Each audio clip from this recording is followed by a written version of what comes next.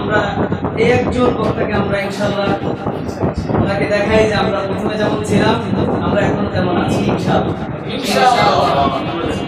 এই পর্যায়ে আমাদের সামনে বিষয়ভিত্তিক আলোচনা নিয়ে আসবেন আমাদের বড় ভাই, যার কণ্ঠ অনেকটা মামুনুল হক সাহেবের কণ্ঠের মতো।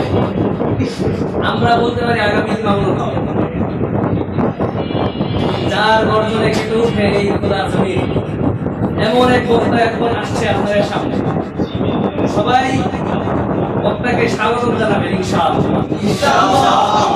এই পর্যায়ে মঞ্চে আসবেন আমাদের সকলের শ্রদ্ধেয় বড় ভাই, ভাই মোহাম্মদ ইব্রাহিম, আদবের বড় ভাই, ভাই মোহাম্মদ ইব্রাহিম।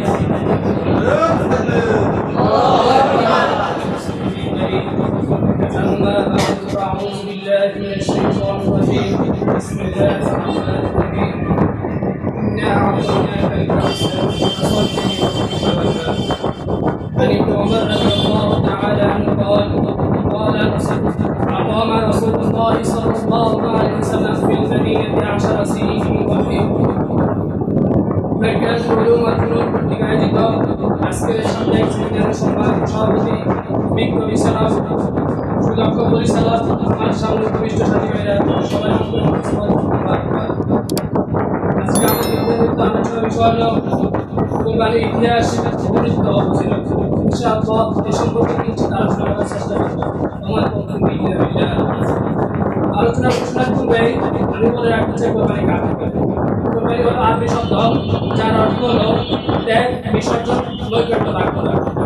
ইসলামের পরিভাষায় কোরবানি বলা হয় নির্দিষ্ট দিনগুলিতে আল্লাহর সন্তুষ্টির জন্য নির্দিষ্ট পশু কোরবানি করা। এখন আসি আমরা কোরবানির ইতিহাস জানব। কোরবানির ইতিহাস নিয়ে মানব ইতিহাসে দুটি ঘটনায় বর্ণিত। ঘটনাটি হলো আদম আলাইহিস সালামের ছেলেদেরকে নিয়ে, আর দ্বিতীয়টি হলো ইব্রাহিম আলাইহিস সালাম এবং ইসমাঈল আলাইহিস সালামকে নিয়ে। আদম আলাইহিস সালামের দুই ভাইয়ের নাম ছিল হাবিল এবং কাবিল। তাদের মধ্যে বিবাহ নিয়ে ছিল। কারণ পৃথিবীর শুরুতেই আদম আলাইহিস সালামের শরীর নিয়ম ছিল যে আপন ভাই বোনদেরকে বিবাহ করা। আর এই সিস্টেমে আল্লাহ তাআলা প্রতিবারে আমরা জানি বলে একজন ছেলে এবং একজন মেয়ে দান করবে, এবং দিনের পর দিনে যে যারা একই সাথে মাতৃগর্ভে ছিল তারা এখন বিবাহ করতে পারবে না, তারা অন্য গর্ভে আপন ভাই বোনদেরকে বিবাহ করতে পারবে। এখন কাবিলের সাথে যে মেয়ে ছিল সে ছিল কালো, এবং কাবিলের সাথে যে ছিল সে ছিল সুন্দর। এখন যখন বিবাহের সময় হলো তখন কাবিল বলল যে আমার সঙ্গে যে মেয়ে জন্ম হয়েছে আমি তাকে বিবাহ করবো। এ নিয়ে তাদের মধ্যে বিয়ে ছিল। আদম আলাইহিস সালাম এর ফয়সালা স্বরূপ তাদেরকে বললেন যে ঠিক আছে তোমরা কোরবানি করো। তখন কাবিল কোরবানি দেওয়ার জন্য প্রস্তুতি নিল। উভয় যখন কোরবানি দিল তখন কাবিলের কোরবানি কবুল হলো, কাবিলের কোরবানি কবুল হলো। এখান থেকে ইতিহাসের প্রথম কোরবানির সূচনা হয়। দ্বিতীয় যে ঘটনাটি তা হলো ইব্রাহিম আলাইহিস সালাম এবং তার পুত্র ইসমাঈল আলাইহিস সালাম। ইব্রাহিম আলাইহিস সালাম যখন 86 বছর তখন তিনি আল্লাহর নিকট দোয়া করলেন, রব্বি হাবলি মিনাস সালিহিন, হে আল্লাহ আমাকে একজন একটা সন্তান দান করেন।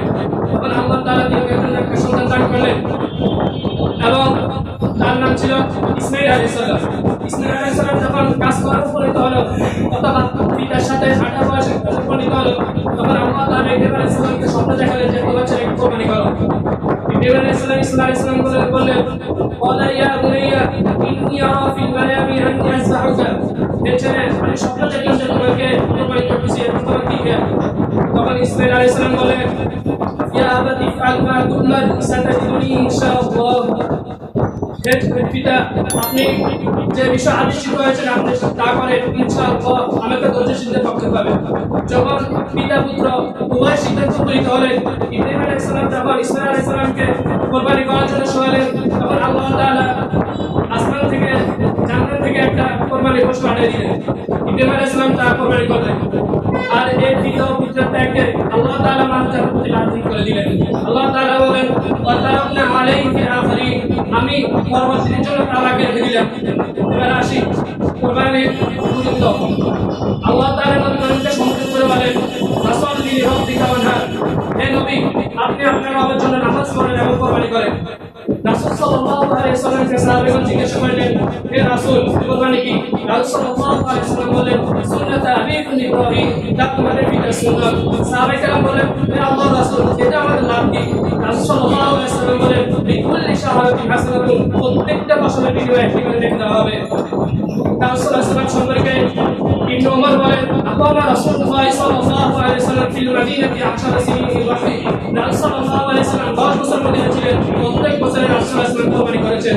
রাসূল সাল্লাল্লাহু আলাইহি ওয়াসাল্লাম কোরবানির সম্পর্কে বলেন, যে ব্যক্তি কোরবানি করার শক্তি থাকা সত্ত্বেও, সামর্থ্য থাকা সত্ত্বেও সে কোরবানি করেনি, সে যেন আমাদের ঈদগাহে না আসে। এর থেকে বোঝা যায় যে কোরবানি একটি গুরুত্বপূর্ণ বিষয়, যা মুসলমানের উপর ওয়াজিব করে দেওয়া হয়েছে। এখন আসি কোরবানির ফজিলত দিয়ে।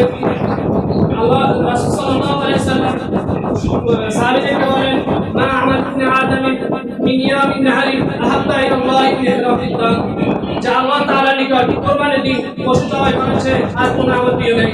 রাসূল সাল্লাল্লাহু আলাইহি ওয়াসাল্লাম আরো বলেন, ওয়া ইন্নাহু লা ইয়াতি বিকুরুনিহা ওয়া আশআরিহা ওয়া আসলাফিহা। কারণ কোরবানির পশু কিয়ামতের দিন তার ফুল, তার ফসল এবং তার শিকলি উপস্থিত হবে। প্রিয় ভাইরা, কোরবানি শুধু পশু জবাই নয়, কোরবানি শুধু গোশত খাওয়ার নাম নয়। কোরবানি হলো নিজের লোভ, দিলের লালসাকে ত্যাগ করে আল্লাহর জন্য একমাত্র কোরবানি করা। আল্লাহ তাআলা বলেন, আল্লাহর নিকট তোমাদের পশু রক্ত পোষে না, গোশত পোষে না, বরং পোষে তোমাদের তাকওয়া। নবী করিম সাল্লাল্লাহু আলাইহি ওয়াসাল্লামকে আল্লাহ তাআলা সম্বোধন করে বলেন, হে নবী, আপনি বলেন, কুল ইন্না সলাতি ওয়া নুসুকি ওয়া মাহইয়ায়া ওয়া মামাতি লিল্লাহি রাব্বিল আলামিন। প্রিয় ভাইরা, কুরবানি শুরু। আর যারা বলে কোরবানির নামে পশু হত্যা করা হচ্ছে, আর যারা কোরবানিকে মানবতা বিরোধী বলতেছে, আজ যারা কোরবানির নামে জঙ্গি ট্রেনিং দেওয়া বলতেছে, তাদের স্পষ্ট ভাষা বলতে চাই, যখন পাশের দেশে রামজান যখন উচ্চারণের নামে মুসলমানদেরকে হত্যা করা হচ্ছে, মুসলমানদের বসত বাড়ি ভেঙে করা হচ্ছে, যখন টেম্পল নামে মুসলমান নির্মাণ করার নামে ফিলিস্তিনের হাজার হাজার মুসলমানদেরকে শহীদ করা হচ্ছে, তখন তোমাদের মানবতার বই কোথায় থাকে? তাই আল্লাহ তাআলা আমাদেরকে এই পেট্রোলের ফাঁদে থেকে হেফাজত করুন এবং ইব্রাহিম আলাইহিস সালামের কোরবানির ত্যাগ থেকে আমাদেরকে শিক্ষা পাওয়ার দান করুন। ওয়া আখিরি দাওয়ানা আলহামদুলিল্লাহি রাব্বিল আলামিন।